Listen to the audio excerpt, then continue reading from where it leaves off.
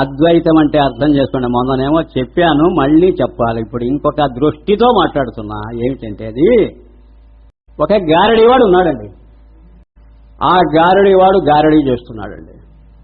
అక్కడ 3 ప్రిన్సిపల్స్ ఉన్నాయండి మనకు తెలియకుండా.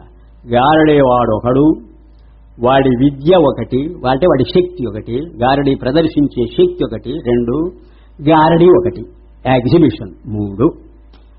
ఆ గారడీ ఏదో కాదు, వాడి శక్తి వ్యక్తమై కనపడితే అది గారడీ. ఆ గారడీ అవ్యక్తమైతే వాడికి శక్తి వెనక్కురా. ఆ అవ్యక్తమైన శక్తి తనదేననుకుంటే గారడీ వాడు. ఇప్పుడు ఆ గారడీ ప్రదర్శిస్తున్నప్పుడు గారడీ వాడు ఏమని చూస్తుంటాడో తెలుసా? అది తన కంటే వేరుగా లేదు అని చూస్తుంటాడు. తన శక్తే ఆ రూపంలో కనపడుతున్నది, ఆ రూపము తనకంటే భిన్నం కాదు అని అద్వైత భావంతో వాడు చూస్తుంటాడు. అంతే కానీ గారడీ కంటే వేరుగా నేను లేదని చూడకూడదు. అర్థమైందా? నాకంటే వేరుగా గారడీ లేదనుకోవడం అద్వైతం కానీ గారడీ కంటే వేరుగా నేను లేను అని అనుకోవడం అద్వైతం కాదు. ఏమండి అలా అనుకుంటే అని అంటారా? ఈ నేను ఇక్కడ లేకుండా పోతుంది, స్వరూపం లేకుండా పోతుంది. స్వరూపం లేకుండా పోయి ఏమవుతుందండి? గారడీ అయిపోతుంది. గారడీ వాడు గారడీ అయిపోయాడు, లేడు గారడీ వాడు చచ్చిపోయాడు.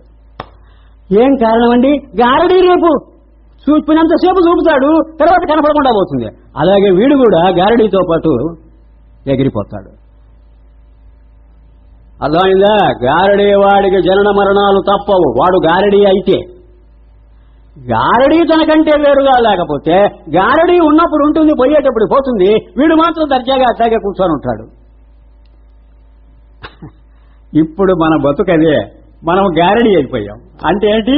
ఈ శరీరం అనే గారడీ అయిపోయిన గారడీ వాడు నేను.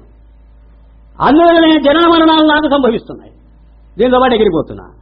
నేను ఎప్పుడు తప్పించుకొని ఉండేవాడిని అంటే, నేను గారడీని చూపుతున్నాను చూస్తున్నాను అని అనుకుంటే నేను ఇది కాదు, నేను ఇక స్పెక్టేటర్ కాన్షియస్నెస్, నేను సాక్షి, అది సాక్షిని. అప్పుడు ఇది ఏ పాటు పడుతున్నా ఐ డోంట్ కేర్. అప్పటికి జనన మరణాలు ఎవరికి? నేనుకు కాదు, నాదికి. ఏమండి? ఆ నాది కూడా వాడి విభూతి అన్నారు కదా. రండి పాయింట్కు రండి. విభూతి అన్నారు కదా, అది పోయిందంటే, అది పుట్టింది పోయింది అని అంటున్నారు కదా, వాడి విభూతి మరి పుట్టిపోయిందని అంటే ఏమైనా మర్యాద అండి? మర్యాదే. ఎలాగండి? అసలు విషయం చెప్పమంటావా? నీకు నువ్వు చాలా సర్చింగ్ క్వశ్చన్ వేస్తున్నావు కాబట్టి మేము బయట పెట్టాలి. అసలు ఏమిటో తెలుసా? పరమాత్మ ఒక భాగంలో బతికుంటాడు, భయపడవు కదా, ఒక భాగంలో చచ్చిపోతాడు.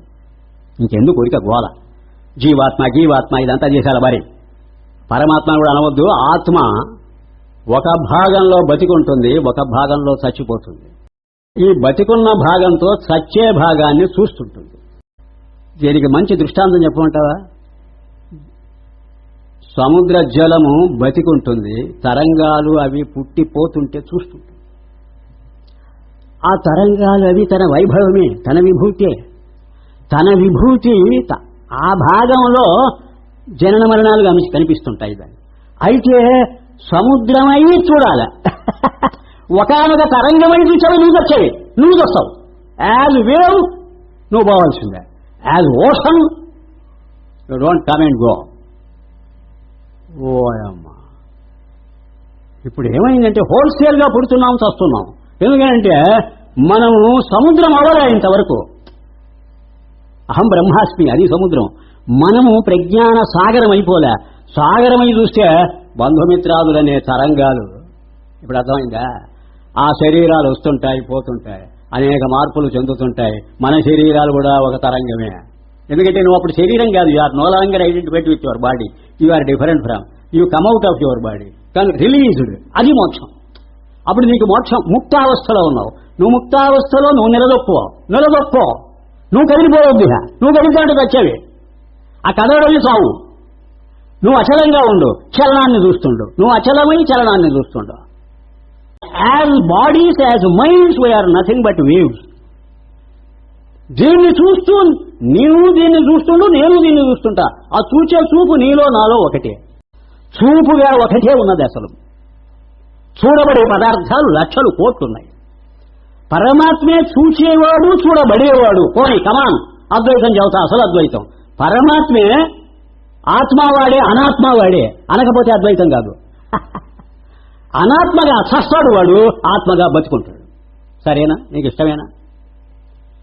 అంటే వాడి పుట్టుక వాడి సావు వాడు చూస్తుంటాడు. అది పుట్టుక సావు కాదు. ఎప్పుడు నీ పుట్టుకను నీ సావును నువ్వు అబ్జర్వ్ చేస్తావో అది నీకు నీ పుట్టుక కాదు, నీ సావు కాదు, నీ దశలవి. ఇప్పుడు ఎలాగైతే మన సుఖాన్ని మన దుఃఖాన్ని మనం అనుభవిస్తున్నప్పుడు మనము సుఖము దుఃఖము కాకుండా మనము మనంగా ఉండి అబ్బా సుఖ దుఃఖాలు అనేటువంటి వస్తువు పోతుంటే ఆగమాపయనో నిత్య తాం స్థితి స్వభారత భగవద్గీత మొత్తం ఇక్కడే ఉన్నది. ఇప్పుడు ఈ శరీరం అంతా పరమాత్మ శరీరం కాదు, విశ్వం అంతా వాడి శరీరం కాదు. విశ్వరూపం అంటే అర్థం ఏమిటి? వాడి కాస్మిక్ బాడీ, వాడు కాస్మిక్ పర్సన్. కాస్మిక్ పర్సన్ అయి కాస్మిక్ బాడీని చూడు, లెక్కలేదు వాడికి. యాజ్ కాన్షియస్నెస్ ఈ కంటిన్యూస్. కనుకనే అద్వైతం అనంటే నేను నాదివ్వడం కాదు, నాది నేనవ్వడం. అయిందా? ప్రవిలాపనం ఎక్కడ జరగాలంటే నాదెంత ఆబ్జెక్ట్ అంతా సబ్జెక్టులో మర్జ్ అవ్వాలి, కానీ సబ్జెక్ట్ అంతా పోయి ఆబ్జెక్ట్లో కాదు. సబ్జెక్ట్ అంతా ఆబ్జెక్ట్లో మర్జ్ అవ్వడం ఇప్పుడే జరిగిందిగా. ఇప్పుడు మన సబ్జెక్టు మన ఆబ్జెక్ట్లో మర్జ్ అయ్యి కదా మనం చూస్తున్నది పీక్కోలేక ఈ శరీరంలో నుంచి. కొత్తగా అవడం ఎందుకయ్యా? అయ్యే కూర్చోనుండి ఓ పక్క. ఇప్పుడు కొత్తగా చేయవలసింది ఆబ్జెక్టును సబ్జెక్ట్లో కలుపుకోవడం.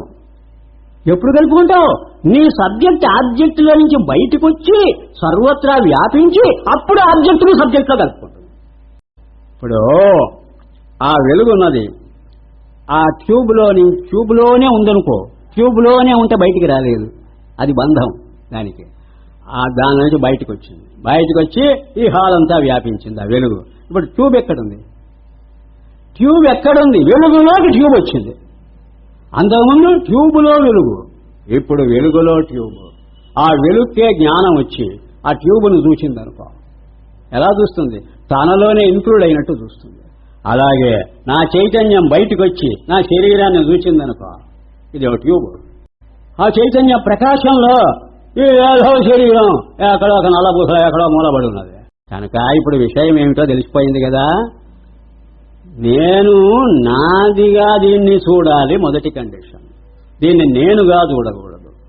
నేనుగా చూస్తే బయటపడలేదు, అది ఒక మోక్షం.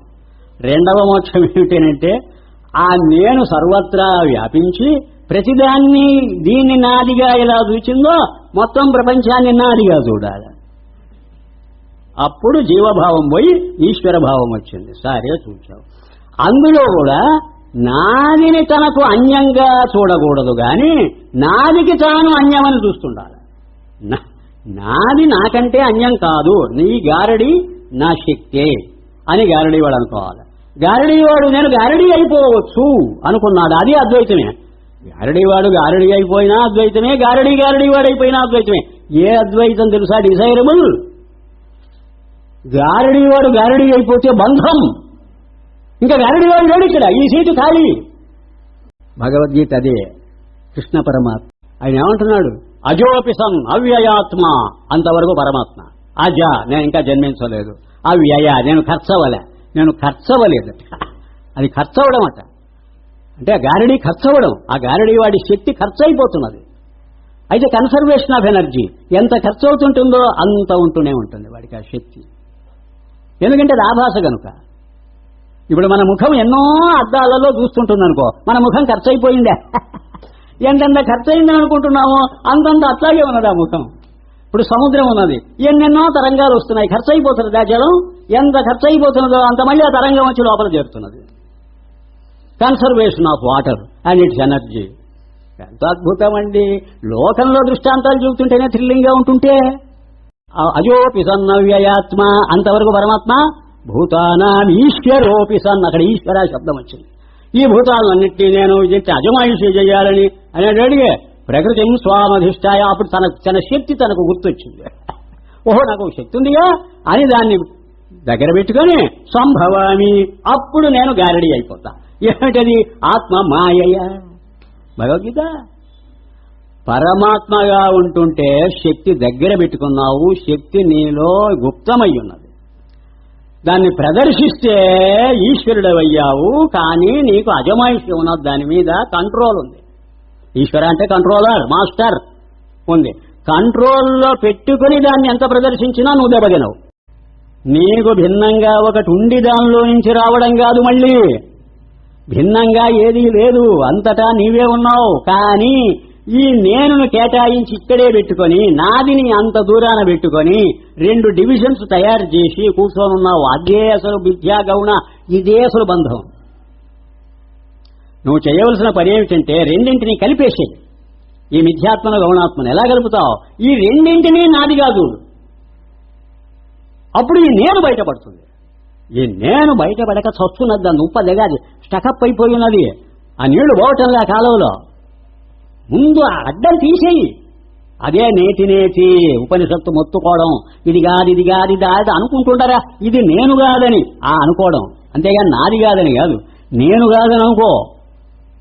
మరి నువ్వెవరు? తదేకోవశిష్ట శివ కేవలోహం. నేను ఆ శివస్వరూపం, ఈ శవస్వరూపం కాదు అని అనుకోలేవు. ఇది అనుకోలేకపోతే నమాతా పితావా అవన్నీ గౌడాత్మలు. దేహాత్మాభిమానం ఎవడెవడికి పోలేదో వాడిని నాకప్ప చెప్పండి. అది మీరేం చేస్తారండి? వాడికి మోక్షం అప్పుడే చెప్పకండి, ధర్మపురుషార్థం చెప్పండి. ముందు ఆ కుంకకు వాడిని మంచి పనులు చేసుకోమని చెప్పండి. కర్మయోగం, భక్తి యోగం, ఏదో ఉపాసనలు అవి చేసి వాడి పరిపాకానికి వచ్చిన తర్వాత అప్పుడు చెప్పండి. అయ్యా వాడికి ఇప్పుడే అర్థమై సావదు. ఆఖరికి సగుణోపాసన చేయమనండి ఆ దేవుణ్ణి ఏదో ఒక రూపంలో. ఇది భగవద్గీత. భగవద్గీతలో కర్మయోగం ఎందుకు చెప్పింది, భక్తి యోగం ఎందుకు చెప్పింది, సమాధి యోగం ఎందుకు చెప్పింది అంటే ఆ భక్తి యోగం అంతా అబద్ధాలే. ఎప్పుడు అబద్ధాలు అవుతాయి? జ్ఞానయోగం దగ్గరకు వచ్చేటప్పటికి మొత్తం చెల్లు. అంతవరకు ప్రతిదీ కూడా సీరియస్ గానే చెబుతుంటాడు, సీరియస్ గానే మనం భావిస్తుండాలి. అంటే అధికారి భేదాన్ని బట్టి ఒక్కొక్కడికి ఒక్కొక్క సలహా ఇస్తూ వచ్చాడు పరమాత్మ. ఆయనదేం తప్పు లేదు. అందుకే ఆయన అంటాడు, ఏ యథామాం ప్రపంచంతే తాంసదైవ. ఏమి అంటి ముట్టకుండా ఎవరు నన్ను ఏది అడిగితే వాడికి అది సమాధానం ఇస్తానయ్యా, నాదేం పోయిందయ్యా. వాడు ఎందుకు అడిగాడు? జ్ఞాని దగ్గరికి వచ్చినడికి ఏమన్నాడు తెలుసా? నహి జ్ఞానేన సదృశం పవిత్రమిహ విద్యతే. ఇదిగో ఆస్థిత సహి ధర్మాత్మ మామేవా అనుత్తమాం గతిం జ్ఞానేతు ఆత్మైవ నియమతం. ఎంత పెద్ద సర్టిఫికేట్! జ్ఞాని నేనేనయ్యా, జ్ఞాని నాదిగా, నావాడు కాదు. ఈ భక్తుడు వ్యక్తుడు నావాళ్ళు. అది ఎంత మోసమని. జ్ఞాని నేనే అంటే భగవత్ స్వరూపుడే, పరమాత్మ జ్ఞాని అంటే ఏమిటి అర్థం? వాడు అన్నింటినీ కూడా ఆభాసగా తను చూస్తుంటున్నాడు కాబట్టి నేను ఎలా చూస్తున్నానో వాడు అలాగే చూడడం నేర్చుకున్నాడు. అందుకని ఇప్పుడు వాడు స్టూడెంట్ కాదు, వాడు ప్రొఫెసరు, నా కొలీగు. మా స్టూడెంట్స్ మా కొలీగ్స్ అయ్యారులేండి ఒకప్పుడు. అయితే గౌరవం ఇస్తుండేవాళ్ళు అనుకోండి, కానీ కొలీగ్ వాడు క్లాసుకు వెళ్ళి పాఠం చెబుతాడు. అలాగే జ్ఞానులు మాకు కొలీగ్స్ అయ్యా అంటున్నాడు పరమాత్మ. ఏం చెబుతావు? ఇది విషయం.